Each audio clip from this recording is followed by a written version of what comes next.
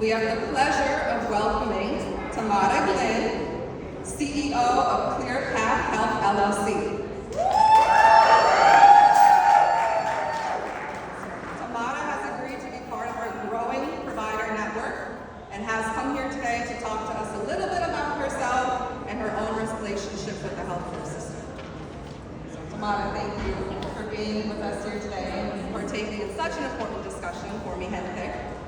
Would you be able to tell our comunidad a little bit about yourself, what you do, and how you are a healer among us? Absolutely. Hola, mi gente. Soy cubana. Sé que hay muchos puertorriqueños aquí, pero somos familia. Yo vine de Cuba a los 15 años y fui directamente al colegio. Como dijo la persona al principio, que no sabía inglés, y me tomó un poquito de tiempo de poder llegar y ser tener la prosperidad en el colegio. I went to school and really tried to learn English pretty quickly because I came from Cuba wanting to help people. In Cuba, I actually dreamed as a little girl that I wanted to be a doctor. When I got to this country and went to college and they told me what a doctor in this country was, I'm like, hell no, I don't want to be a doctor this way. Because they see people for 15 minutes and they don't really solve any problem and then that's that. So I went into mental health. And I went into mental health because I do have some history in my family of mental health, and I really saw the lacking, which I saw up there, which is great, the lacking of services that represent us and the lacking in services that understand our culture. I have been in community mental health for over 30 years, and mostly because I was bilingual living in Boston at the time, mostly working with the Hispanic community because anybody that spoke Spanish, nobody else knew how to work with them, so they sent them to me. So that has been my passion my entire career. So I opened my own mental health practice in 2021, and partly because of that disjointed system, I kept working in places that had huge waiting lists for mental health, that will not see people with Medicaid or would see them, but it takes them 3 months to get the services they need. And I really felt like that was really doing a disservice to our community. So I opened Clear Path in 2021, and we have been really lucky. I hired my staff to be diverse, both in cultures, in language, in races, gender identity, and we really have a very diverse practice. We have 5 locations in Florida, so we're always able to help people. If they speak Spanish and we don't have one in Clearwater, I might have somebody in another location to provide telehealth. And also, what has helped in the lacking of services as well is the ability to provide telehealth. So we get referrals from everywhere, Miami, Jacksonville, anywhere in Florida that we're able to serve when they don't have the appropriate services in their community. That's it.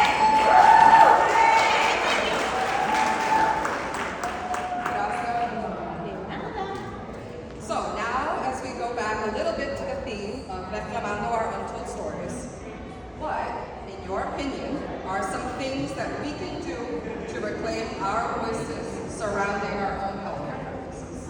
Absolutely. I mean, I think in my experience, the first thing is mental health. People feel like we're crazy, especially in our culture. You're crazy if you seek help for your depression or your anxiety or your hear voices. I've heard of exorcisms. I've heard about taking people to churches, and that's our part of our community. And of course, your pastors can help. Your abuelitas can help. We heard about reclamando with unturas and remedios. Mi abuelita fixed everything with Big Vaporub, okay? Everything. So it is important to really look for services that identify you. It is true, if you see somebody that's Anglo, that's been in this country, was born in this country, doesn't work with your community, it's really hard to connect, especially because a lot of the mental health issues are partly because of our culture. We have a lot of family problems and a lot of gossip and a lot of this and a lot of that. And if they don't understand where you're coming from, it's going to be really difficult. So the first thing that I always suggest is find a provider that you can really relate to. And it's okay to say, no, I don't like you, or you don't fit with me, I'm going to move to somebody else. I think people, especially in our communities, are very quiet about their health. And once they see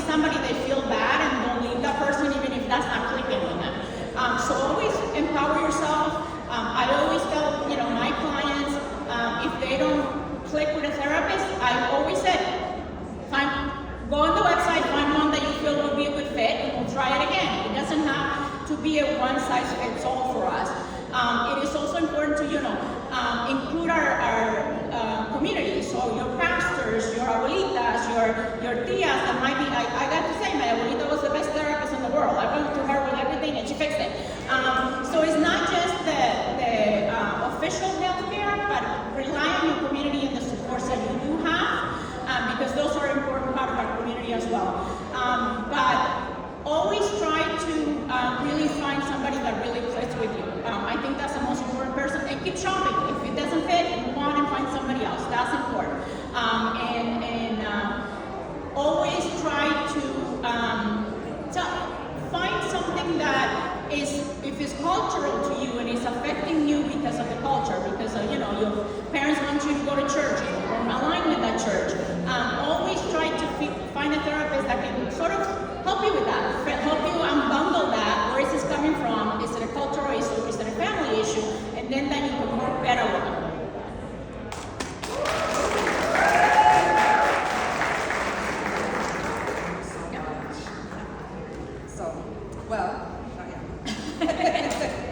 So, mi gente, now we would like to open up the conversation a little bit. So, is there anyone in the audience in la comunidad would like to ask Tamara about her role as a healer among us, or the connection to the healthcare system? So we can take a few questions for Tamara. If anybody has any questions, don't be shy, don't go all at once. We're gonna volunteer. I was gonna say, Where can we find you online? The name of the agency is Clear Path Health LLC. We are online on the website, and let me tell you a little story about that. The reason why I called it Clear Path Health is because I had the experience with my grandmother when I was working at my first agency. The agency name was Nurse Affect Mental Health, and my grandmother came to the door to bring me soup and would not go in because in our community that place was known as the place where the crazies went. So my grandmother would not go into the building. So I have made it a passion and a decision that I wouldn't put mental health in the name of the practice. It doesn't say mental health in our buildings. I always choose buildings that are either in an office building or a plaza, so people feel like they're not going in, like, oh my God, people are gonna say that I'm having mental health issues. So that's part of what I've done, is to really create an agency that doesn't scream mental health, even though I do want to scream mental health because that's important to me, but to make sure that nobody feels like they can't go into the place to seek the help they need. And the other piece is, I've always say this to everybody: if you break a bone, you go to the doctor. If you're suffering from depression, anxiety, trauma, whatever, go see a therapist. We're out there and we're willing to help you. So please look us up. Yes.